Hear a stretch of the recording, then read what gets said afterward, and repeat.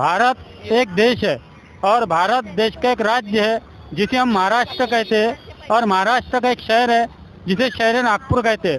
नागपुर महाराष्ट्र के पश्चिम में आज बड़े ही खूबसूरत तरीके से एक प्रोग्राम का आयोजन किया गया है, जिसके अंदर बिरसा साहब मुंडा जयंती के ऊपर यहाँ पर कुछ लोग जुड़े हुए हैं। आइए इनसे बात करते हैं। सर, आज के दिन क्या उद्देश्य था? 150वीं जयंती बिरसा मुंडा जी की, इसकी सारे देशवासियों को शुभकामना देना चाहता हूँ। संबोधि बौद्ध विहार के मार्फत महापुरुषों की जयंती और उनको कार्यों पर चलने के लिए ये दिशा निर्देश हम करते रहते हैं। गिट्टी खदान ऐसा क्षेत्र है जहाँ पर हिंदू मुस्लिम एकता का जो दर्शन सारे भारत में जो दिखने को मिलता है वो ऐसा शायद ही कहीं दिखने को मिलता होगा। बिरसा मुंडा जी की जयंती के मार्फत हम ये बताना चाहते हैं कि यहाँ पे डॉक्टर बाबा साहब आम्बेडकर जयंती, हनुमान जयंती उत्सव समिति और मोहम्मद पैगंबर साहब की जयंती, इवन शिवाजी महाराज की जयंती और महात्मा फुले की जयंती, ऐसे विविध कार्यक्रमों के साथ ये जयंती हम मनाते हैं और संबोधि बौद्ध विहार इसमें हरदम अग्रसर रहता है। इसके अंदर देखने में आया है क्या इनका जो संदेश था, इनका संदेश क्या था और इन्हें समाज को क्या शिक्षा दी?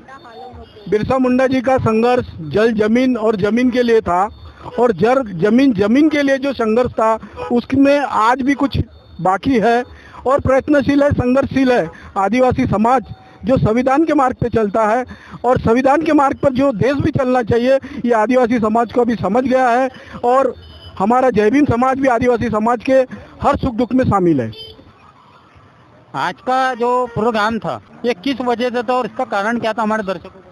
सबसे पहले मैं सभी को 150वीं बिरसा मुंडा जयंती पर हार्दिक हार्दिक शुभकामनाएं देती हूँ। जैसे ही हमारे भारत में अंग्रेजों ने बहुत सालों तक राज किया था, उसी के स्वतंत्र लड़े में बहुत सारे लोगों ने अपना योगदान दिया। उसमें से एक थे बिरसा मुंडा जी, जिन्होंने आदिवासियों के लिए बहुत ही महत्वपूर्ण अपनी भूमिका निभाई, उनके स्वातंत्र्य के लिए, उनके लिए, और साथ ही में बाबा साहब अम्बेडकर के साथ मिलकर भी उन्होंने काम किया।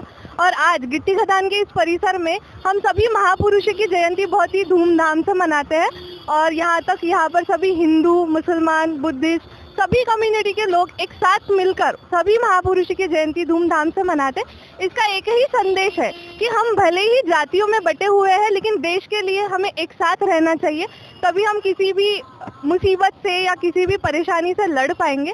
यही हमारा आज के प्रोग्राम का संदेश था। मैं BNA 24 न्यूज चैनल से रिपोर्टर फहीम अहमद। जय हिंद, जय महाराष्ट्र।